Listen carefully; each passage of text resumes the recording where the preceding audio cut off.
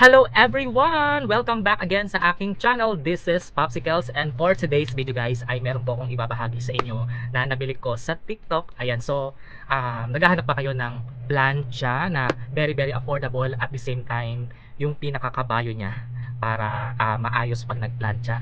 So meron akong nabili nga sa TikTok at titingnan natin kung legit ba yung pinadala ni seller at kung maganda ba siya. So huwag na po natin patagalin guys, i-unbox na po natin itong mga nabili ko. So eto nga po, meron akong nabiling plancha at kung makikita nyo, ayan, talagang nakabalot ng maayos. So buksan na po natin siya para makita natin. So as always na akong ginagawa, like what's up? Ayan. So ito nga po yung nabili kong plancha sa TikTok at ayan po ang kanyang pangalan is Royal. So Royal Deluxe Dry Iron. So ayan po yung box niya, maganda naman. So tingnan na natin ang kanyang laman at ito na nga po siya. Ayan. So ito po siya. Sabi ko ba parang ang nipis ng box, pero ito pala siya. Kaya kung makikita nyo naka-plastic, tanggalin natin.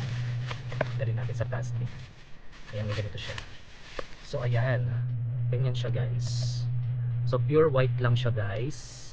Tapos may tatak na Royal. So ang ganda. So ito yung napili kong kulay is clear white lang siya para, diba, social. Para hindi ko bet yung may color. Kasi yan, disaksak siya guys. So ayan po yung kanyang ilalim. So yung normal na plancha lang, diba? So kasi kapag may mga mission kami or nag-church visit kami, so syempre yung mga damit ko is formal, is lukot. So kailangan ko siyang i-plancha. So dito naman nakikita nyo, meron siyang kung anong klase ng tela yung pwede yung plancha. Ay nakalagay dito, merong nylon, may silk, may wool. Ayan, tas cotton linen. Ayan, tas meron siyang minimum to max. Ayan, yung kanyang switch. So ayan po, ang ganda naman niya. So what you see is what you get. So I hope na maayos siya kapag ginamit ko at maganda. So ito po yung ating unang product. So Royal na plancha. So ito naman po yung ating pangalawang nabili. Ayan. So syempre, kung meron tayong plancha, meron tayong dapat yung kabayo niya, di ba? Itong nabili ko is yung kapag nakaupo ka lang sa ganito, just like katulad ng pagkakapwesto ko ngayon, para mababa lang siya. So pwede ka nakaupo lang. So ayan po siya. Buksan na natin. So this time gagamit ako ng scissor kasi ang dami niyang packaging tape. So ang ganda ng pagkabalot ni seller. So titignan natin kung maganda yung pinadala, kung tama ba yung design na napili ko. So buksan na natin siya. Ayan, nakikita ko na. Makikita nyo na guys. Ayan.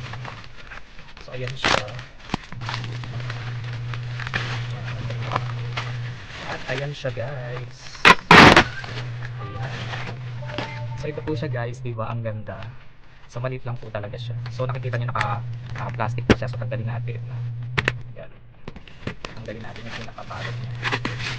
Ayan. So kung makikita nyo dito sa ilalim guys, ito po yung pinakapaan niya. Itatayo nyo lang siyang ganyan. Tapos, ayan. Ayun na siya guys. So usod naman. So ayan na siya guys. Diba? So ayan po siya. So tama naman yung design. Tapos itong pinakaano niya, cover, parang natatanggal siya. O ayan. No? So if ever pwedeng palitan. Ayan. Pwede nga siyang mapalitan. So in case madumihan, pwede niyong laban. Ayan. So ayan siya.